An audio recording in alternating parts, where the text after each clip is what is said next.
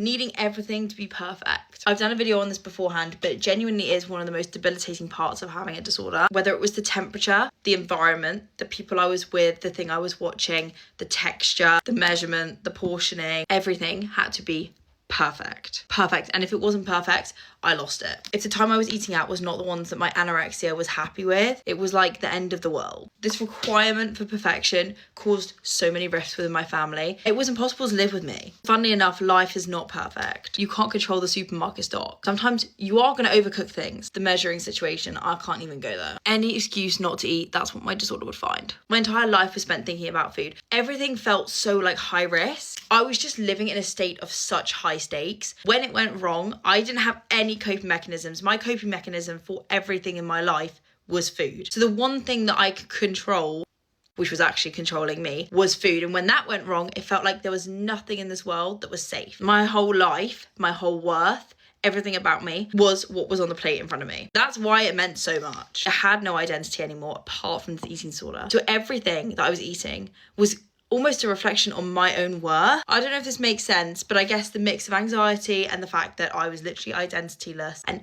all of my worth was poured into how good I could be at anorexia. When things went wrong, the house was not a pleasant place to be. A huge part of my recovery was doing the deep work and learning that I did not need to be perfect. Life is not perfect. Perfection, frankly, doesn't exist. Plus, it has nothing to do with your worth as a human. Since being fully recovered, I'm able to just live life imperfectly. I don't need everything to be perfect. I don't need a perfect job. I don't need a perfect house. I don't need perfect clothing, a perfect personality. And all of that deeper work started with being imperfect with food. When I started to challenge that need for perfection and I started to just embrace when things were overcooked, embrace when stuff was burned, not worry if the TV channel wasn't on the right thing. I know it sounds crazy, but genuinely that like filtered into the rest of my life. I had ridiculously high standards for myself before anorexia, throughout anorexia, and due to recovery, I was able to actually address that serious problem. Those so-called standards were stifling my life, whether it was how I was perceived by the world or what was on my plate. I think high standards are quite common when it comes to eating disorders. I think maybe that's due to the external validation and the feeling of insecurity within oneself. When you have self-security, you know that you're safe within yourself. So when things outside of your control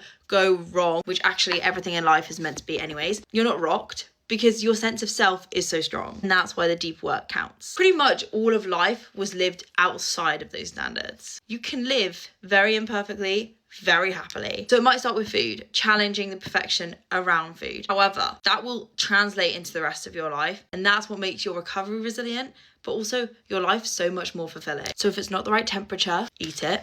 If the wrong TV channel's on, still eat. The wrong measurement, which is deciphered by your disorder anyway, definitely still eat. Anything that feels uncomfortable, still eat. Because growth doesn't come in comfort, and give yourself some grace on those silly standards, okay?